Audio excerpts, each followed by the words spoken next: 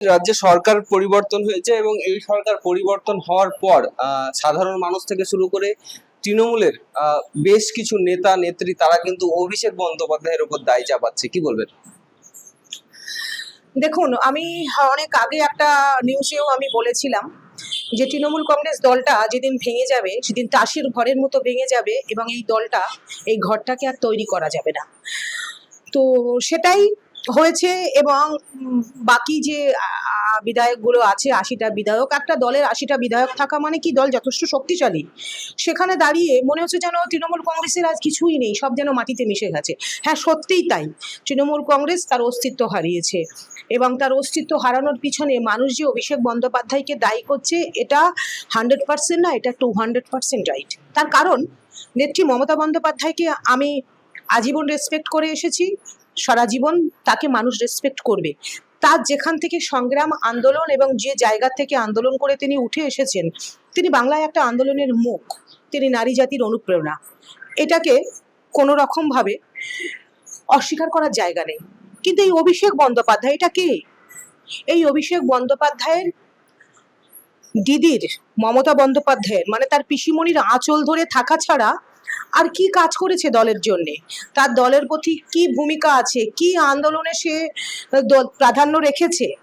আজকে অভিষেক বন্দ্যোপাধ্যায় মমতা বন্দ্যোপাধ্যায়ের হাত ধরে নিজের রাজত্বকে কায়েম করতে চেয়েছিল। ওই কি বলে সেনাপতি, তারপর যুবরাজ, এই সব নানা রকম নামে তাকে ডাকা হতো। যুবরাজ, যুবরাজ কাদেরকে বলে ভাই?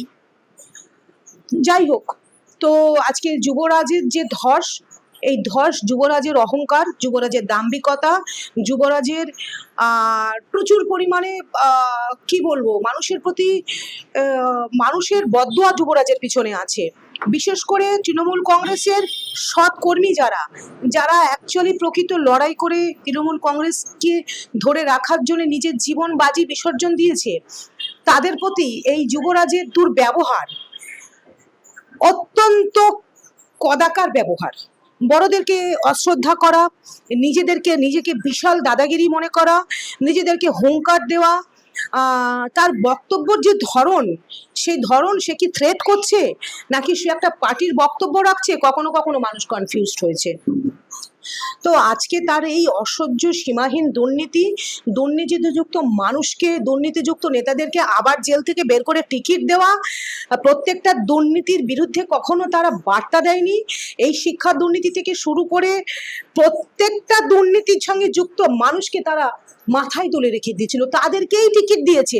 তাহলে বাংলার মানুষ আজকে বিভ্রান্ত যে যারা আজকে জেল খেটেছে, যাদের ঘর থেকে লক্ষ লক্ষ কোটি কোটি টাকা পাওয়া গেছে, আজকে যারা চাল চুরি, গম চুরি থেকে শুরু করে শিক্ষা চুরি, চাকরি চুরি, সমস্ত চোরদেরকে যখন এত পরিমাণ প্রশ্রয় দেওয়া, আসলেই তো আমরা এই বাংলারই মানুষ, আমাদের সন্তানগুলো তো এই বাংলাতেই থাকবে, এই বাংলার ভবিষ্যৎ কোন দিকে, এটা ভেবে বাংলার মানুষ পরিবর্তন করেছে।